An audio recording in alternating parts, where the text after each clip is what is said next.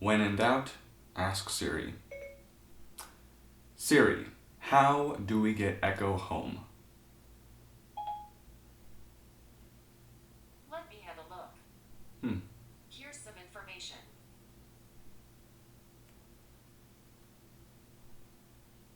A book about Julie Andrews.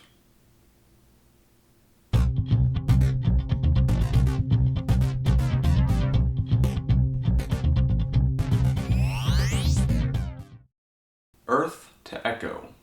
I enjoyed it.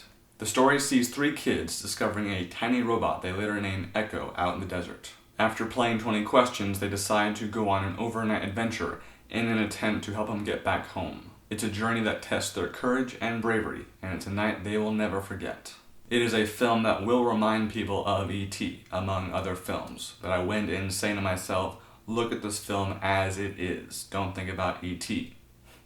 Wasn't easy. The story by itself is fun and mysterious, and the stakes get raised pretty high, but it lacked purpose. Echo, we come to learn, has been sent from his home to reactivate a spaceship, but we never learn how it got there in the first place, how long it's been there for, or why it is so important that he get to it now. And without that info, I had a hard time rooting for Echo. In all honesty, I found myself rooting more for the kids who are actually more the center of attention in the first place. Echo is cute and well designed, but all he ever really does is make beeping noises and collect parts to keep his energy going. He's not a fully realized character. There's also this one kid, Alex, who is an orphan and is clearly meant to be this film's Elliot.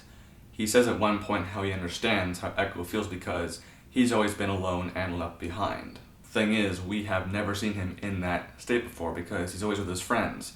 The statement felt totally flat because we are told this emotion and not shown it. I did have a good time following these characters on their journey, and I got mildly emotional towards the end, but I really wish the filmmakers had spent more time thinking about motivations and why Echo would recruit these kids out of all the other ones to help him out. Because I walked out of the theater with the impression that the director, Dave Green, and the producer, Andrew Panay, were more interested in giving us a build-up to a sequel than they were in giving us a strong, standalone, sci-fi, coming-of-age film. But for what this film offers, it is a really good Friday night rental. And kids especially, I know, will like this film because I saw this film with a bunch of summer camp kids. They were behind me. I wasn't with them, but they were behind me.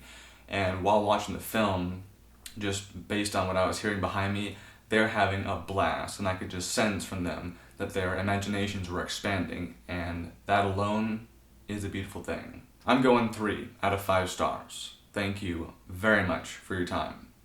Have an awesome day.